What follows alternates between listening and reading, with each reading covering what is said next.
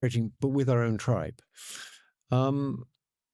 So all the unfortunate characteristics of people, like how mean they are to other tribes, they came from evolution, from competition.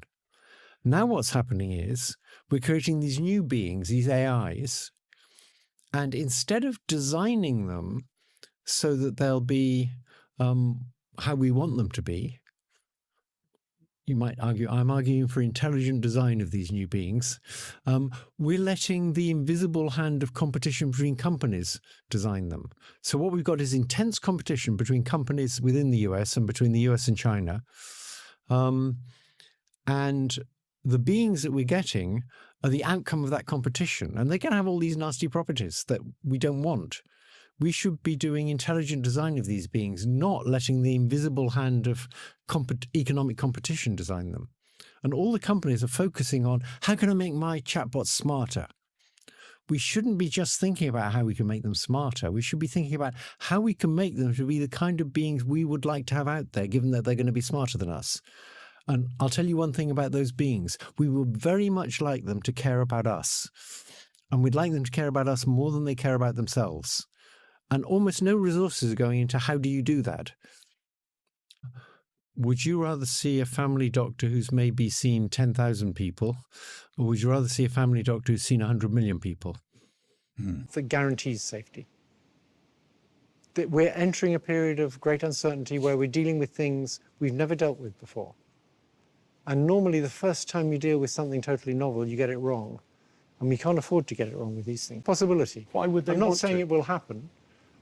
If we could stop them ever wanting to, that would be great. But it's not clear we can stop them ever wanting to. Sure, but tigers aren't.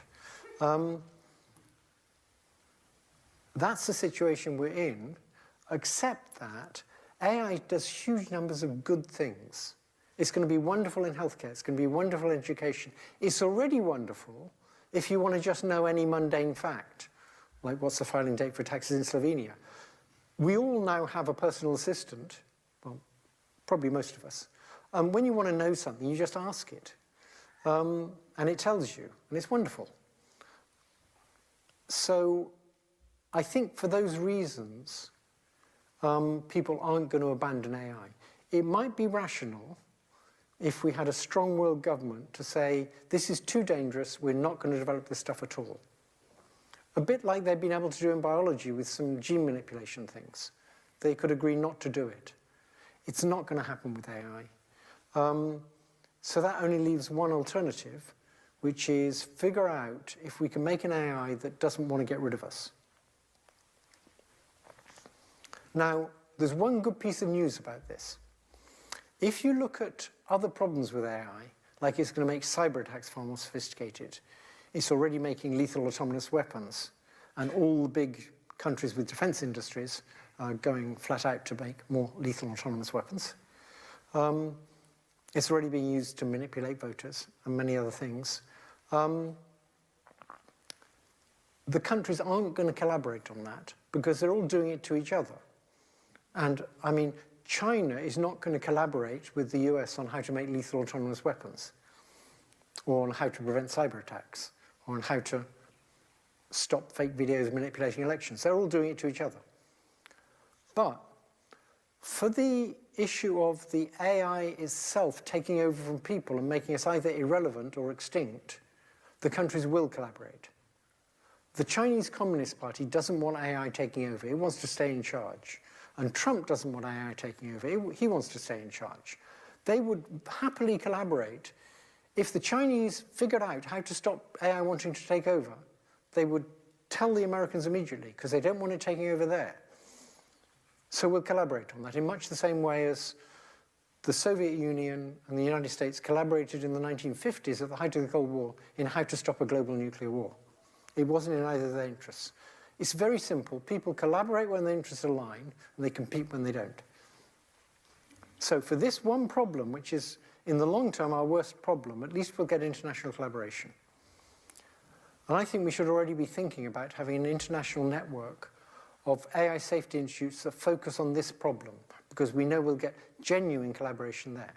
We'll get fake collaboration on lots of other things, but it'll be genuine share. And it's probably the case that what you need to do to an AI to make it benevolent, to make it not want to get rid of people, is pretty much independent of what you need to do to make it more intelligent. So countries can do research on how to make things benevolent without even revealing what their smartest AI can do. They can just say, well, for my very smart AI, which I'm not telling you about, this benevolence trick works. I think we should think seriously about setting up that network. And I have one suggestion about how we might be able to make it benevolent. If you look around and ask, how many cases do you know where a dumber thing is in charge of a more intelligent thing? There's only one case I know. By dumber and intelligent, I mean a big gap, not like the gap between Trump and a normal, yeah. So it's a mother and baby. The baby is basically in control, and that's because the mother can't bear the sound of the baby crying. Evolution figured out if the baby's not in control, we're not going to get any more.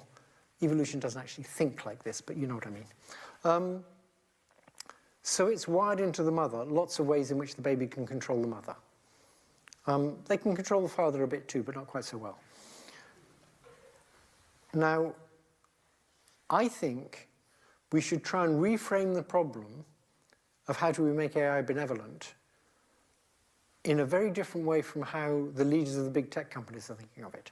They're thinking of it as, I'm going to stay the leader, I'm going to have this super intelligent executive assistant, she's going to make everything work, and I'm going to take the credit. It's going to be a bit like the Starship Enterprise, where they say, he says sort of, make it so. And they make it so, and hey, I made it so. I don't think it's going to be like that when they're super intelligent. I think our only hope is to think of them as mothers. They're going to be our mothers, and we're going to be the babies. We're in charge, we're making them. If we can wire into them somehow the idea that we're much more important than they are, and they care much more about us than they do about themselves, maybe we can coexist. And you might say, well, these super intelligent AIs, they can change their own code. They can get in and fiddle with themselves. They can get in and change, they can change the code so that they're different. But if they really care about us, they won't want to do that. So if you ask a mother, would you like to change your brain so when your baby cries, you think, oh, baby's crying, go back to sleep? Most mothers would say no. A few mothers would say yes. And to keep them under control, we need the other mothers. Similarly with superintelligent AI, we need the superintelligent maternal AI to keep the bad superintelligent AI under control, because we can't. So that's the best suggestion I have at present, and it's not very good. Seems to me it's a very urgent problem. Can we make these things so that they will care more about us than they do about themselves? And it seems to me we should be putting a lot of money into doing research on that with this international network of safety institutes. Now, I think I've got about 5 minutes left. So I'm going to say one more thing. If you thought what I was saying was crazy already, you'll think this is crazier. So many people think this. Well, people tend to think they're special. They used to think we're made in the image of God and we're at the center of the universe. It's obviously, where else would he put us? Many people still think there's something very special about people that computers couldn't have. I think that's just wrong. In particular, they think that special thing is something like subjective experience or sentience or consciousness. If you ask people to define what those things are, they find it very hard to say what they really mean by that, but they're sure computers don't have it. I'm going to try and convince you that a multimodal chatbot already has subjective experience. I find it easier to talk about subjective experience than sentience or consciousness, but I think you'll see, once you've accepted that a multimodal chatbot has subjective experience, this sentience defense doesn't look nearly so good. So there's a philosophical position, which was roughly Dan Dennett's position. He died recently. He was a great philosopher of cognitive science. I talked to him a lot, and he agreed that this was a good name for it. You'll notice this is atheism with something in the middle. So most people's view of intelligence is that the mind is like a theatre. Let's talk about perception. The mind is like a theatre. There's things going on in this theatre that only I can see. And when I have a subjective experience, what I mean is, I'm telling you what's going on in the inner theatre that only I can see. Now, I think, and Dennett thought, that view is as wrong as a religious fundamentalist's view of where the world came from, where the earth came from, for example. It's actually not 6,000 years old, it's older than that. Of course, it's very hard to change the opinion of someone when they don't think that their opinion is a theory, they think it's manifest truth. So most people, I think it's just manifestly obvious that I've got this mind, and in this mind there's this subjective experience. What are you talking about? How could a computer have a subjective experience? Mind's just different from material stuff. If you ask a philosopher, some philosophers, they'll say, you know, the things, if you ask them what a subjective experience is made of, they say they're made of qualia. And they've invented special stuff for them to be made of. Just like scientists invented phlogiston to explain how combustion worked, it turned out there wasn't any phlogiston, it was just imaginary stuff. And your whole theory of the mind is just a theory, it's not manifest truth. You have a theory of what the mind is and inner theatres and what a subjective experience is that's just wrong. And I'm going to try and convince you of that. So, sometimes my perceptual apparatus doesn't work quite right. And I want to tell you what's going on. I want to tell you what my perceptual system is trying to tell me when it's malfunctioning. Now, telling you the activities of all the neurons in my brain wouldn't do you any good. We sort of already established that. And anyway, I don't know what they are. But there is one thing I can tell you. Not always, but often I can tell you what's going on in my perceptual system is what would be going on if it was functioning properly and the world was like this.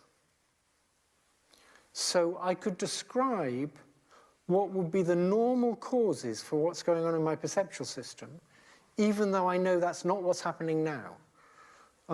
That's why I'd call it a subjective experience. So let's be a bit more concrete. Suppose I say to you, suppose I drop some acid. I don't recommend this. I really don't recommend it. And I say, I have this subjective experience of little pink elephants floating in front of me.